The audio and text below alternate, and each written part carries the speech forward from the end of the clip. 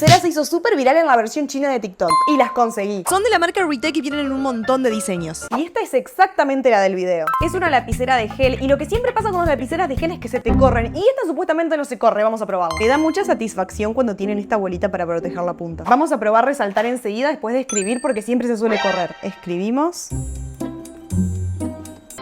se corre. Entre las cualidades que tiene es que no hace ruido y tiene como esto que miren cómo se mueve cuando lo aprieto. La estuve probando un rato largo y la verdad es que el trazo es súper suave. Me re gustó y tengo ganas de hacer un dibujo usando solamente lapiceras.